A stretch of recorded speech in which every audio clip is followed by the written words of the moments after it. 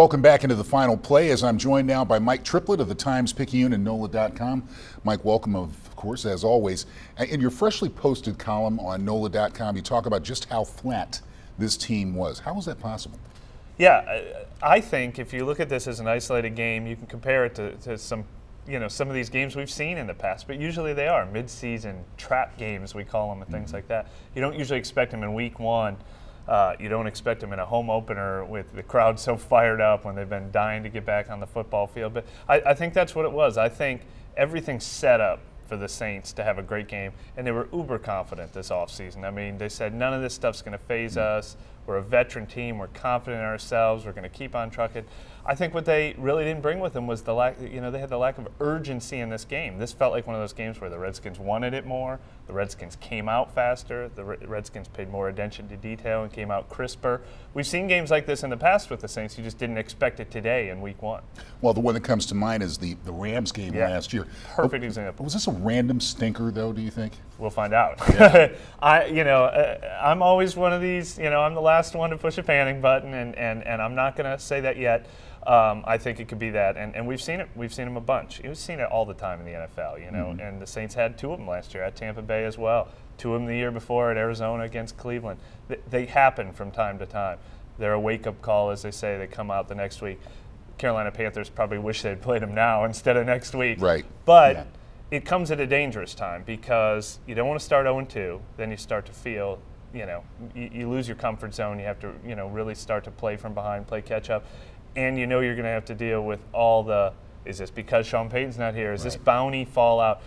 Even if it's not, they're going to get tired of having to address that question. We saw it in 2007. They were still a pretty good team in 2007, but 0-1 turned into 0-2, turned into 0-4, and before they righted the ship, they were stuck, and it was hard to get that first win. So they need to come out and play one of their typical games at Carolina next week, and then this can all be forgotten. Now, you mentioned the bounty situation that the team went through this summer, and some of the guys are still going through.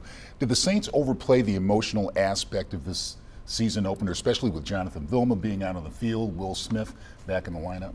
Yeah, I mean, I never know for sure how much players care about that stuff. A couple players in the locker room said that's more for the fans than it is for us.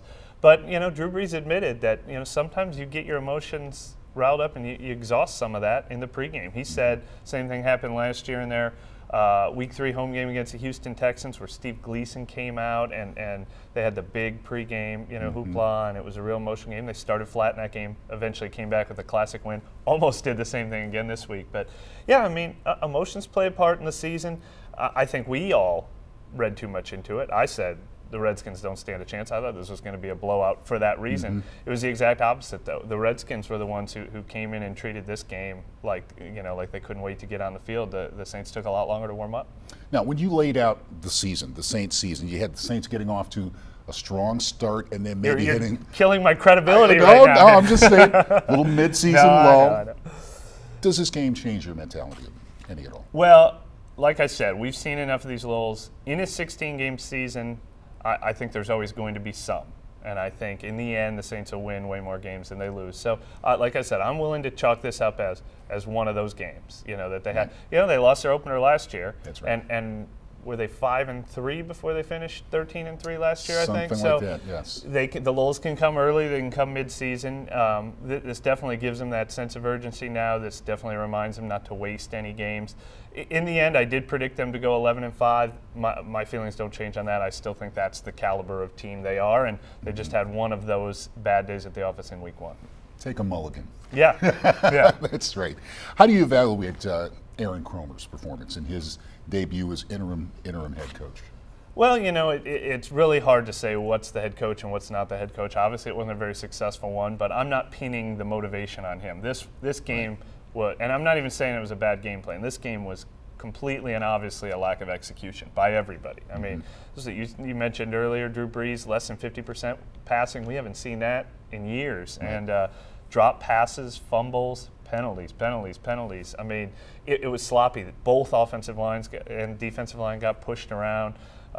Defense didn't play that well. Third and long all day long. Yeah, exactly. Backing themselves up. So uncharacteristic of the Saints. So I'm not going to blame any of that on the coach and neither of the players. They're going to blame that on themselves. I know a lot of people are also critical that they barely ran the ball. The pass versus run, was it 50-something to 10 or 50-something to 14? The whole game. Yeah. But I don't blame that either. The Saints have always passed to set up the run. It usually works. In this game, what are you going to start running when you've backed yourself up to 3rd and 15 and 2nd and 15? There was no good time for them to start establishing the run in this game. It was just a poor execution more than anything else. All right. Up next on the final play, thank you so much for coming by once again. Your credibility's fine. Up next on the final play.